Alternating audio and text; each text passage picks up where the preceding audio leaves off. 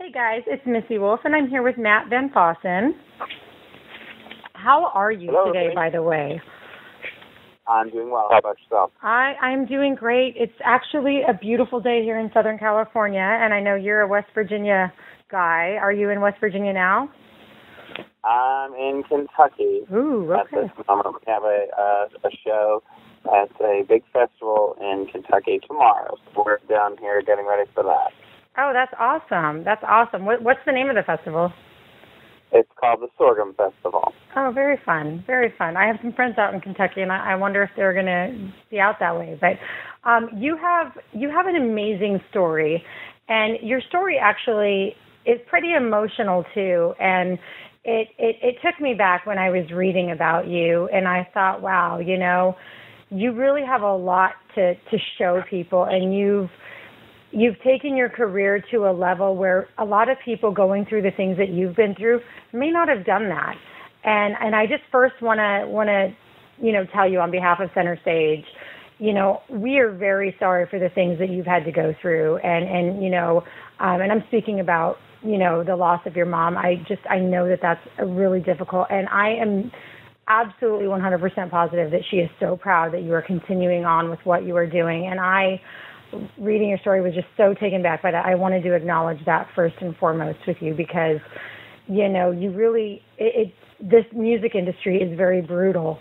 So dealing with things that you've dealt with and continuing in such, a crazy business is just something that I think needs to be applauded, first of all. So. Well, thank you very much. I appreciate that. It's definitely been a journey. We can't control everything, obviously. Right. So that was thrown in very early into my career, and for a long time, I struggled with even thinking about going forward because it was just very difficult Right. to move on and perform without her there. So it was definitely a trying time. Absolutely, I can only imagine.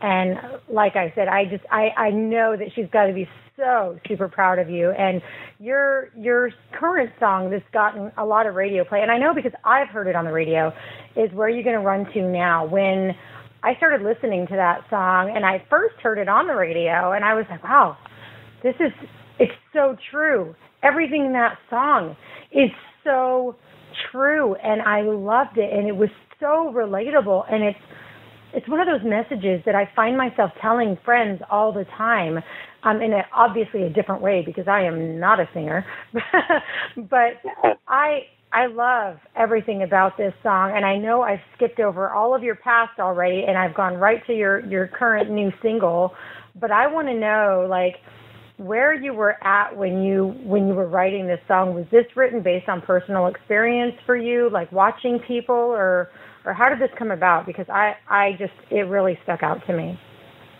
Well, this particular song was actually written by a very good friend of mine, musically. She's actually an idol of mine. In the last 3 CDs that I've had, EPs, I have done at least 2 of her songs on them because I was just so inspired by her writing. Her name is Cherie Austin. She is an Australian country singer that was actually, not only did she have some top 20 hits of her own, but she's written #1 songs for George Strait and Tim McGraw. Nice. And I've been fortunate enough that the very first single, and actually it all kind of ties in together, to be truthful, if I can tell the story. Absolutely. When I was very first getting started, I went to see her in an In the Rounds concert at the Bluebird Cafe in Nashville, and she was there singing songs she had written for other people. And I remember being kind of like, when are you going to sing your song? Her biggest hit was called Streets of Heaven, and it was a song about a child, and a mother singing about her child who was battling cancer. Oh, wow. And, asking God not to take her. It's an incredible song. You should definitely look it up. But so when I met her afterwards, I was so impressed by the songs that she had written for other people that I had asked, I know this is a long shot, but do you pitch songs to independent people? I'm getting ready to get started to do something. And she's like, absolutely.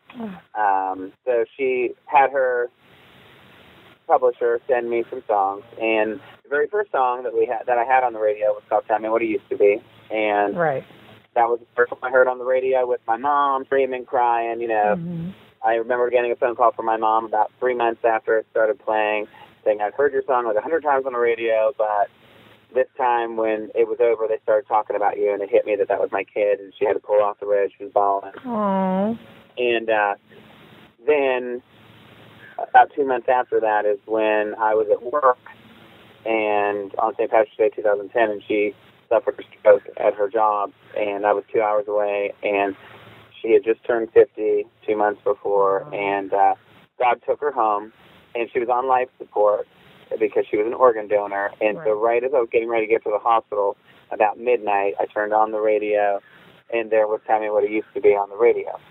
So, flash forward, that was her way of telling me, keep going. You know, don't quit. You're going to work, but don't stop. So, I have been fortunate enough to have become friends with Cherie on a personal level. And this year, we do an event every March called Dot Fest.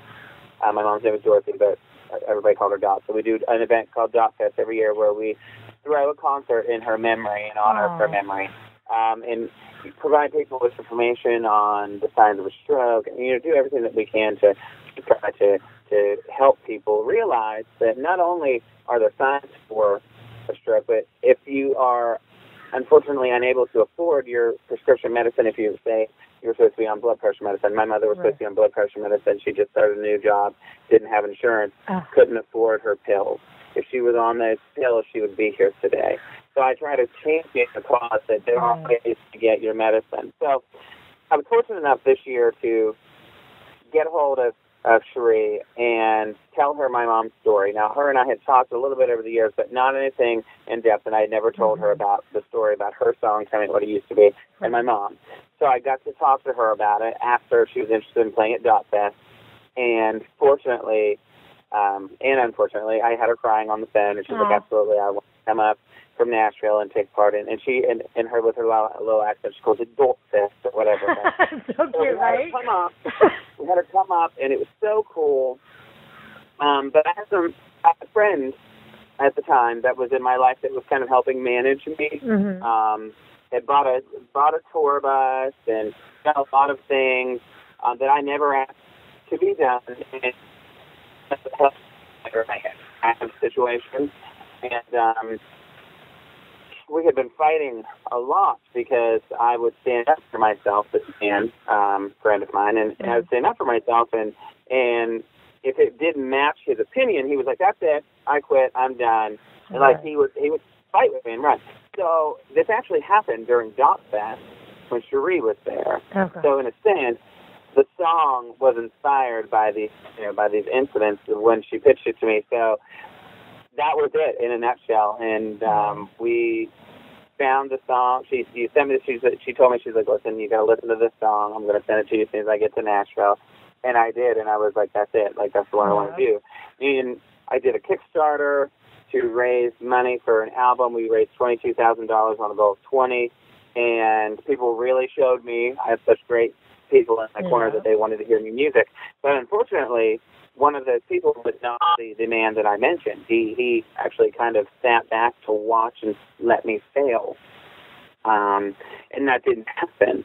So then shortly after that, he and I discovered a lot of things that I won't go into about all this underhandedness that was going on. And so I went in and we recorded Where You Gotta Run To Now. It's to him. Basically, it is a real life. It's my real life story of what has been going on this year. It's kind of been, if you want something in life, if something matters to you that much, you have to fight for it. Yes. You can't just run. Right. And so, in fact, when I went in to record the vocals, he had actually got into a text fight with me on the way to the recording studio. And so I went in and I cut that song in one take. You're like, you just gave me what I needed. Thank you. Right. So, and it's so cool to hear you say that about the song, because I genuinely, this is my favorite song I've ever done. Tell Me What It Used to Be will always be the most special to me. Right. But there is nothing out there in country music right now like this song. No, there's not anything out there like it at all. Right. If it's not, trucks or beer or a bar or whatever, it doesn't exist. And that's why I think it's such a fresh take, and people are really clinging to it when they hear it.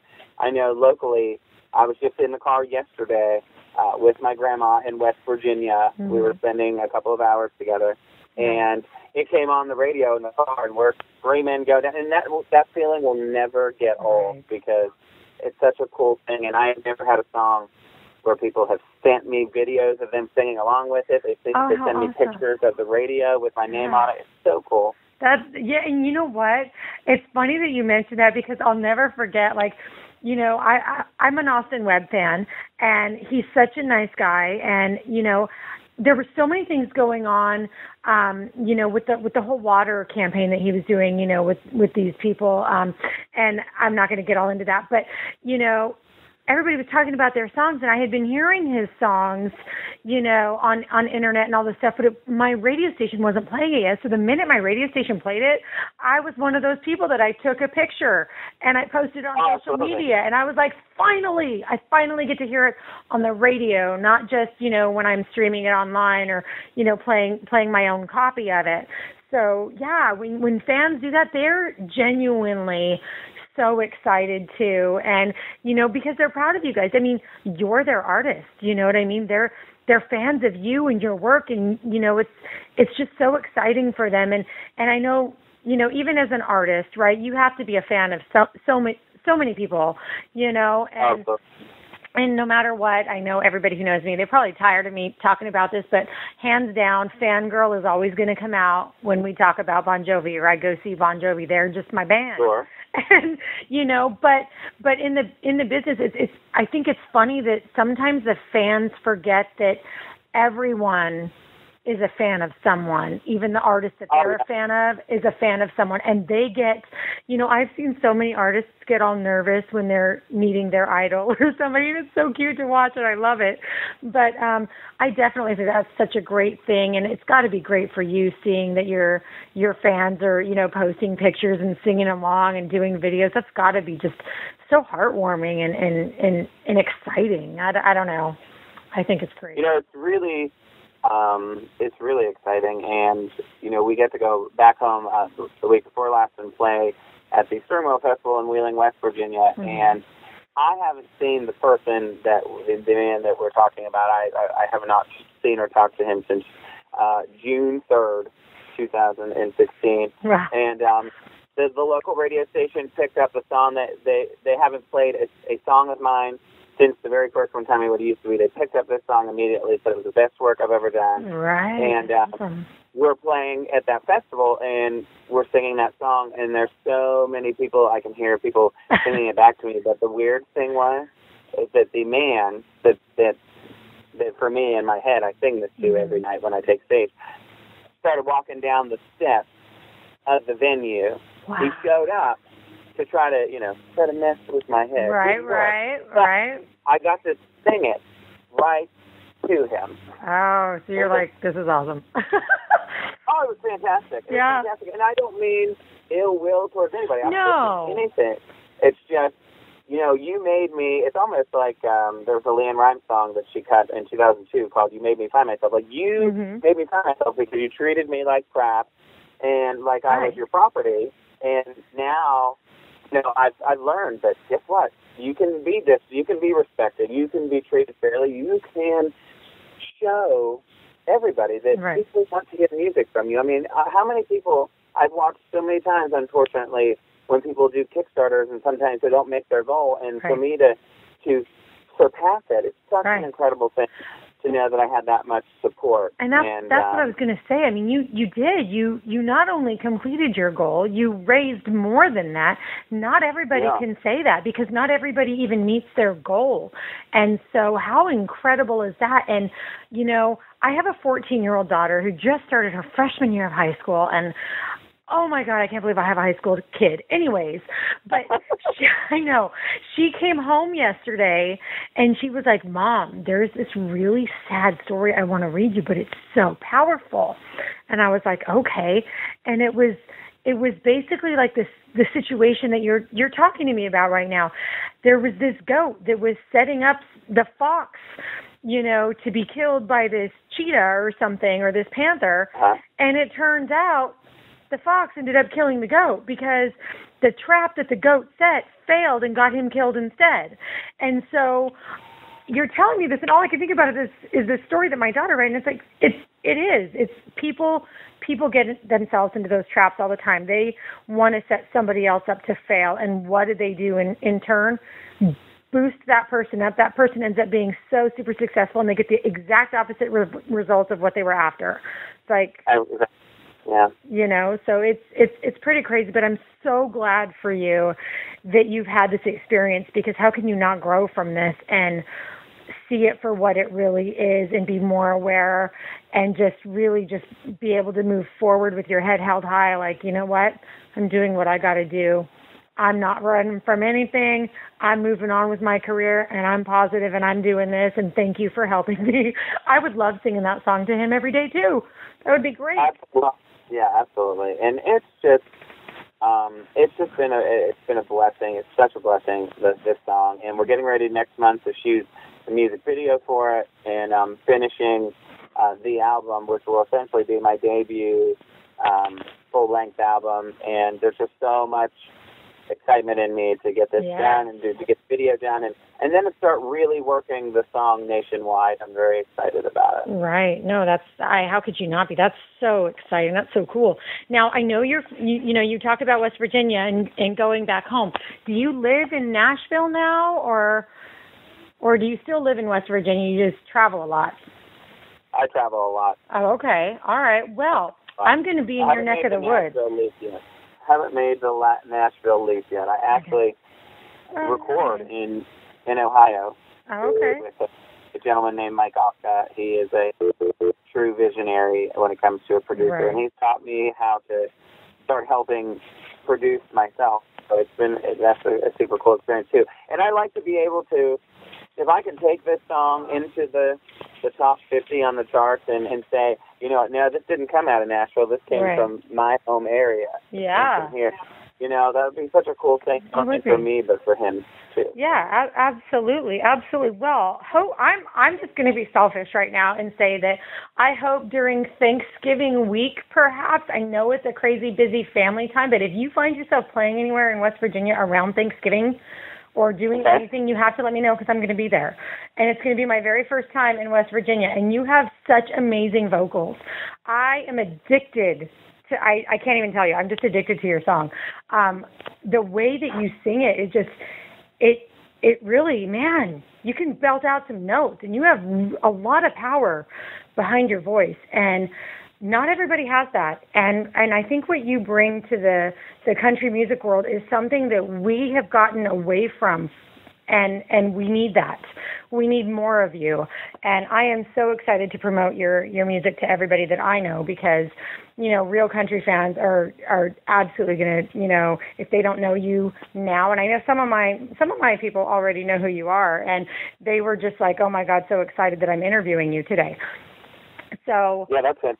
I appreciate that. It's fun. Well, and one of the fans that I know, I'm going to put her on the spot again. Sue. She introduces me to so many amazing new artists that I haven't heard yet, and I know that she's one of your big fans too. So I was checking that out earlier today, and I saw that she was one of your fans on your page too, and I hadn't even known. So I was super excited to see that, and I think that's fun too. Your social media, you get to connect with people on that. How fun is that for you? Are you referring to Sue Webster? No. No, not Sue Webster. Sue Bogucki. Okay. Well, with the case of, I apologize for getting the wrong Sue. It's okay. Hi, Sue. With the case of Sue Webster, mm-hmm. I actually was driving to a show, and there was actually in this random town in southern Ohio, there was a road called Sue Webster Avenue, and so I took a picture of the sign and tweeted it to her. Oh, how sweet! I just think one of those cool things when you can, I think it's important. It's so important to be able to interact with the people, even when you get to a national level, right, as much as you can, because, you know, these are the people that made you. Mm-hmm. These are the people that helped you. And I think it's so cool. Like every other Wednesday, I normally try to do a Facebook Live where I'll sing requests. I call it Wednesday Night Live with Matt VanFossen. But I take requests and sing things a cappella. I'm going to try to start doing them with my guitar player, please, with me for the weekend. You know, try to do some things with actual music. But people really enjoy that, and it's cool to get to interact with them on that. Now for you, do you do the Facebook Live? Is it fun for you? I always have to ask this because it makes me laugh and giggle when I'm at home and I'm watching. When you see all of those little love symbols and the like symbols and the little emojis just going all through the screen while you're doing that, does that interfere with what you're trying to do, or does it? I don't know, because for me, I just chuckle every time I see them. I'm like, oh my gosh, this person really likes this right now, and they're constantly hitting their little love button. It's fun. It's better than money.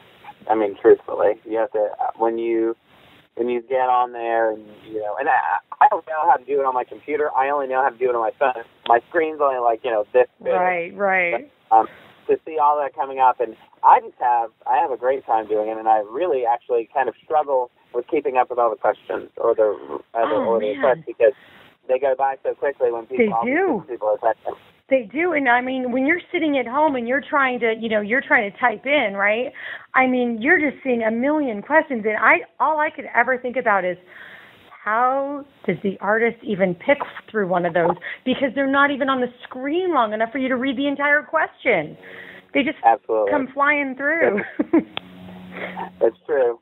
That's awesome. Well, I'm so glad that, you know, you're doing so well and you're experiencing the success that you are. And I know that you are just you're just getting started, man. I know that your career is just going to take off like a rocket. And we at Center Stage Magazine are going to be there for every second of it. We absolutely adore your, music and, you know, your fan following, just the way you interact with fans.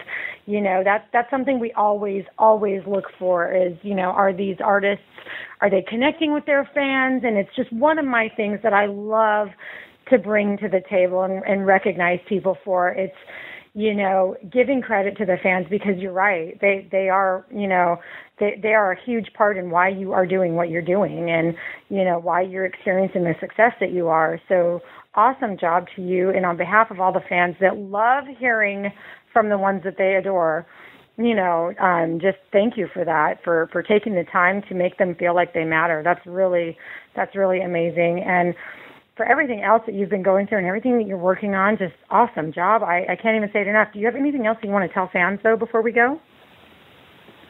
I would just like to say that I had two of the best teachers, I think, in the world on being humble and giving back to the community. I actually, this week, took part in a recovery rally for a rehabilitation program for people that suffer from drug and alcohol abuse problems.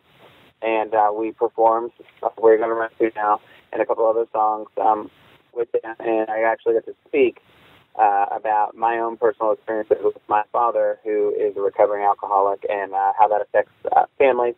And I must say that my mom was always the most giving person, and one of the things that I enjoy when I'm sad about her being gone is going back, and she had left a job about 6 months before and started a new job before she passed away, and there is a humongous gift bag full of cards that people wrote to her when she left her job, and every single thing as you go on is you were my rock, you would give the shirt off your back to somebody if they needed it, these things, and that is who she raised me to be, and that's exactly what I try to do to the best of my ability. Because I recently just did another interview, and I said, they asked me, what would you say to God if you went to heaven when you passed away? And I would I would say, did I do enough? I say every good deed that I try to do, I'm working on making sure that I get to see my mom's face again.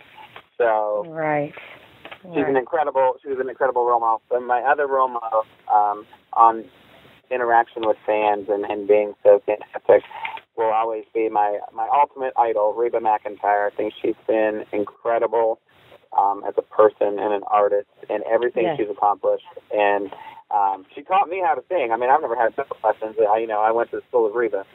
And there's a sniff liner. My grandma was just talking about that yesterday. About me being 9 years old with my play school cassette tape player singing Walk On by Reba on the side of the house while I was getting camcordered. That's just, just what I grew up doing. And I'm not ashamed of that. No, that's awesome. That's Reba, Yeah, absolutely. That's so awesome. And, for me, I will say that I have been singing my entire life. I just haven't done it well at all, ever. But it's great. Like, my daughter and I, we joke all the time because she can sing, man, and she can sing these high notes. So she likes to do duets, and I always get stuck with the dudes part because she can sing high, and I'm like Chris Young over here, right? And I'm like, oh my God. But we have so much fun, and even though I suck, I don't care because my kids and I, we have the best time singing. And, for those who don't even have a great singing voice, man, if it makes you happy and it brings life to you, then do it. I don't care who you are. You do what makes you happy, what makes you feel good and makes you feel alive. And for you, I'm so glad you were blessed with a good voice. And it really is phenomenal. And I'm glad that you discovered it when you did and that your family's been so supportive. That is so incredible to hear. And, just kudos to you for also taking the time to thank your two teachers, your mom and Reba. And I think that's amazing. And, not everybody is, I'm just going to say not everybody does those things. So, thank you for showing us all that, you really are an outstanding, artist and human being. I think the world definitely needs more of that. So, thank you. Oh, absolutely. And I appreciate you saying that. It is so important to me to give back, and that's why I started things like a recovery rally and sharing a story or listening to other people's stories. Right. That's one of the fantastic things about putting yourself out there. And you don't know what your song's going to teach somebody, or it's going to help somebody get through. And I think that I'm learning that for one of the very first times in my career with this song is that people are seeing, even in that kind of a setting, maybe a substance abuse problem, that there's a little bit of escape there when you go get drunk or you go get high. You're running from something. Yeah, absolutely. And that was a large takeaway that I didn't even think about when I was talking and performing the other day. And it's such a interesting connection. But if I can help one person, with their life or figure something out that they needed to figure out, I mean, it's worth it to me. So. Absolutely. And that's so important that you recognize that too. And, the fact of the matter is everyone in life has a story that, if told, can help someone else, but not everybody knows how to tell their story. And you do a phenomenal job. And even, having the help of other people writing to help you tell your story too, or if they know it doesn't matter. You're getting that story out there. You're getting it told. It's important. And I just think it's so incredibly amazing that you're using the gift you've been given, that you've recognized the gift that you have, and you're using it to help others. And you're not all about, oh, well, where's it going to get me? What am I going to get? Where am I going to go? It's, you're focused on all the right things for the right reasons. You're doing it for the right reasons, and that needs to be applauded, again. So, man, just thank you so much for the positivity. I love it. And for taking the time to speak with me today, I think is incredible. And, I'm sure you've got a lot going on. So, and the fact that, little old me got to have a really awesome interview with you, conversation with you is just, it means a lot to me too. So thank you. Well, you're welcome, and I appreciate it. I think that everyone out there, and you're making your impact doing what you do, and in supporting your child. I think that's a great thing. And if singing is a passion of hers and she's good at it, it's fantastic that you help foster that. It's really important. Oh, thank you. If nothing else, she knows she's at least better than me. So I may not make her feel like the best, but I know for a fact that she knows she's better than me, so we're good. But thank you again so much for taking the time. I hope you have an amazing day, and everything that you're doing. Keep us posted, please. If there's anything that you want us to promote for you, I forgot to tell you that. If there's anything you want us to promote for you, let us know. For everybody who's listening out there right now, we are absolutely going to make it easy for you to find him. You just got to click on the follow links below the article, and you will be able to be in touch with him, immediately. So, and I'm going to tell you all to send him a shout out and tell him I sent you too. So, anyways, thank you so much for everything again, and, let us know anytime we can be of any help, and until then, have an amazing rest of your day. No worries, thank you. I did want to tell you, sure. I don't know when you're coming into West Virginia, but I do know that on November 19th, I have a Christmas show planned in Moundsville, which is about 10 minutes south of Wheeling. So I don't know where you'll be or when you're coming in, but I just wanted to let you know that because I know that you had asked. I know. Okay, well, we have to let everybody else know that, but right now it looks like I don't get to come out until the 22nd, the night of the 22nd, okay. which...